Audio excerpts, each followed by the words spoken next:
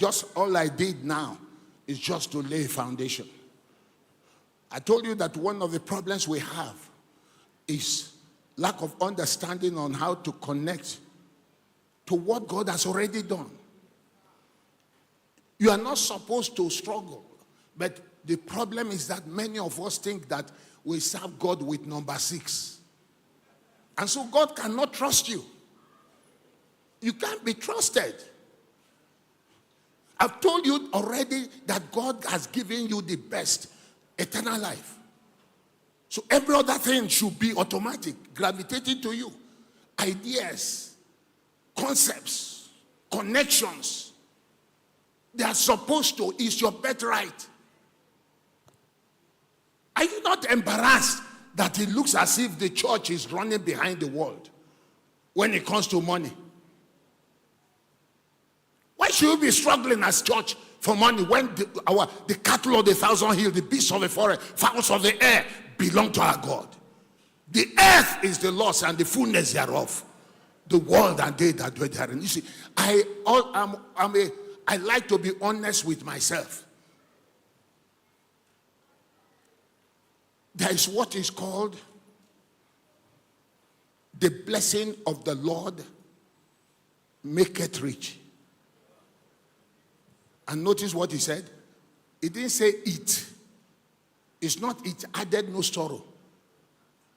The blessing is a person, and that's what you have already. You already have the blessing because you are a child of God. And he added no sorrow. There are people who are blessed, but with sorrow. They are supposedly blessed, but their blessing carries sorrow. That's what Joshua talks about, good success.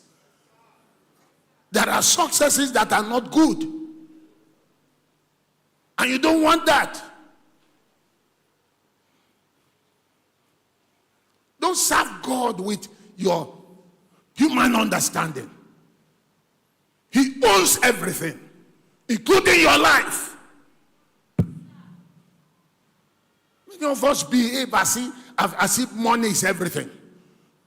If you don't deliver yourself from mammon, you are going nowhere.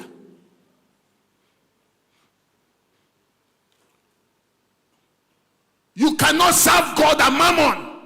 He didn't say you cannot serve God and devil. Because he knows that if you see the devil, you will know. You will run. But he knows that even if devil is put here, God is put here, and mammon is put here, majority will choose money.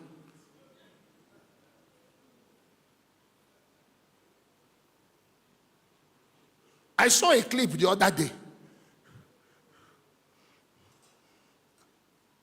In the clip, 3 children were brought, and the man who called them called one of them, say, come. He brought out some few notes and brought out Bible. Asked them to choose. They chose money. That is a picture of today's people and church. He chose money. They called the second person, the same thing, money. Call the third person, money. Until the last person, he said, I want Bible. I want the Bible. His friends were telling him, choose the money. He said, no, I want the Bible. When the benefits that came with Bible began to unfold, the rest began to open their mouth. Enough of this instant gratification. That's why the nation is going nowhere. We are busy crying, church, that the nation is not doing well. Things are not working. Who are those not making it working? John, James, Mary, Magdalene.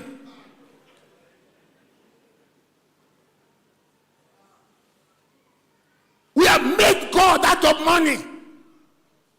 Look at how many people are dying. Kidnapping, ritual killing, all kinds of things. Yahoo. All because of money. no one will take out of this place.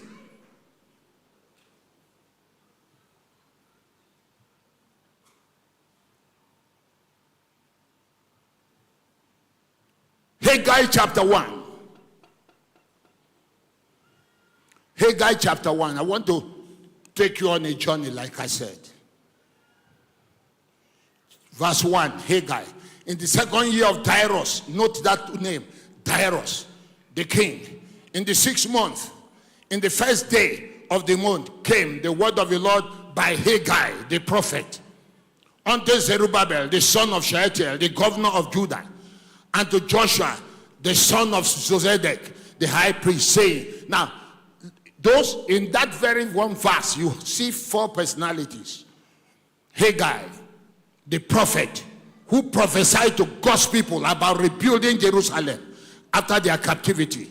He was the one who prophesied that there's need to rebuild. Darius was like the person presiding over the region. He represented the political authority at that time in that region. He was presiding over what could be called the superpower, because they were the superpower then. Then Zerubbabel was governor of Judah, who was presiding over Judah when they returned from captivity. Then you have Joshua, the high priest, who was in charge of the spiritual ceremonies. 4 of them. Haggai was in his prophecy painting a picture of what was happening at the time. This world was coming in a political era when everything seemed negative and hopeless. There was Darius. His position at that time was very critical and very difficult. Times were hard. Israel therefore has to figure out how the prophecy will come to pass. Give me Ezra chapter 1, 1 to 4. Give it to me in